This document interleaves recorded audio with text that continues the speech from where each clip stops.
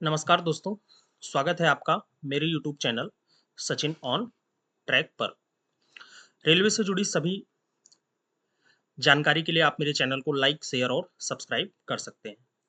तो आज के वीडियो में हम बात करने वाले हैं रेलवे में आई टेस्ट कैसे होता है, किस मेडिकल स्टैंडर्ड के लिए आपको कितना विजन स्टैंडर्ड, क्या मेडिकल रिक्वायरमेंट्स और टेस्ट प्रोसेस और कुछ इम्पॉर्टेंट पॉइंट्स के बारे में आज हम डिस्कस करने वाले हैं। तो सबसे पहले हम ए1 मेडिकल स्टैंडर्ड के बारे में जानेंगे। ए1 मेडिकल स्टैंडर्ड में आपको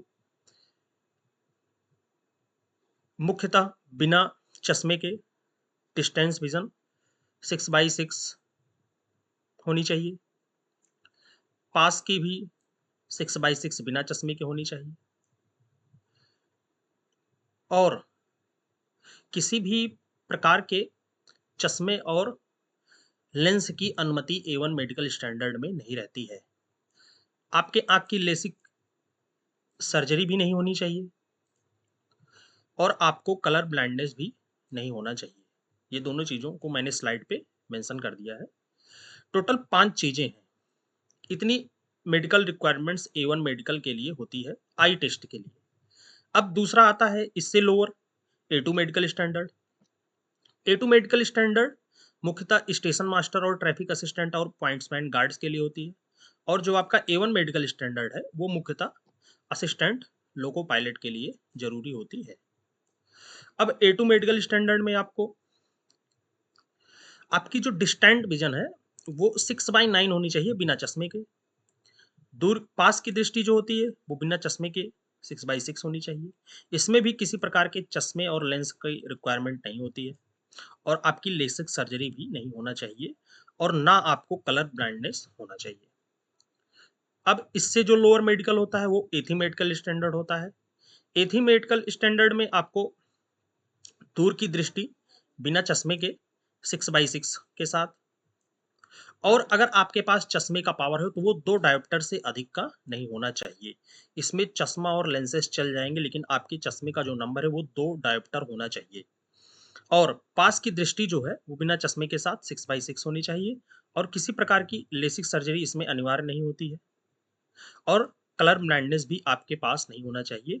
एथी ए3 मेडिकल स्टैंडर्ड मुख्यतः लोको पायलट, संटिंग, गेटमैन और कुछ टेक्नीशियंस में लगता है एथी मेडिकल स्टैंडर्ड। अब इससे जो लोअर होता है वो होता है बी1 मेडिकल स्टैंडर्ड।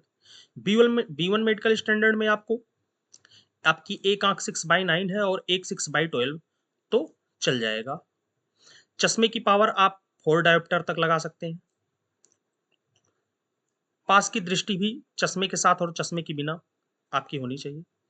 इसमें जो मुख्यतः पद आएंगे वो टेक्नीशियंस के आएंगे, जेई के आएंगे, आरपीएफ के कुछ पद आएंगे और कुछ अन्य तकनीकी पद। इतने पद बी1 मेडिकल स्टैंडर्ड के अंतर्गत आते हैं। अब जो इससे लोअर होगा और इसमें भी कलर ब्लाइंडनेस आपको नहीं चलेगा। जो इससे लोअर होगा वो होगा बी2 मेडिकल स्टैंडर्ड। बी2 मेडिकल स्टैंडर्ड में भी आपकी एक आंख 6/9 और एक 6/6 12 चल सकती है। चश्मे का पावर आप 4 डायोप्टर तक लगा सकते हैं। पास की दृष्टि चश्मे और बिना चश्मे की आपकी 6/6 होनी चाहिए और ये मुख्यतः क्लर्क के लिए, जूनियर टाइम कीपर के लिए, कमर्शियल अप्रेंटिस के लिए, जूनियर क्लर्क कम टाइपिस्ट के लिए और ग्रुप सी और डी के कई पद इसके अंतर्गत आते हैं। और बी2 मेडिकल स्टैंडर्ड में कलर ब्लाइंडनेस चल जाएगा। अब बात आती है कलर ब्लाइंडनेस आपका किस किस मेडिकल स्टैंडर्ड में चलेगा। वो बी2 में चलेगा, सी1 में चलेगा और सी2 में चलेगा। ये बात हुई बी2 मेडिकल स्टैंडर्ड की। अब इससे जो लोअर होगा वो होगा सी1 और सी2 मेडिकल स्टैंडर्ड। जो सी1 है वही सी2 है, दोनों का लगभग सेम है। रेलवे का जो सबसे लोएस्ट मेडिकल ग्रेड होता है वो होता है सी1 और सी2। ये मुख्यतः क्लर्कियल स्टाफ के लिए होता है जिसमें junior clerk, senior clerk, commercial कम टिकट क्लर्क, ये सारे पद सी1 मेडिकल स्टैंडर्ड के अंतर्गत आते हैं। इसमें आपकी आंख 6/12 या 6/18 चश्मे या बिना चश्मे के होनी चाहिए और आपका जो नियर विजन टेस्ट है वो भी बिना चश्मे और चश्मे के होना चाहिए और जो आपकी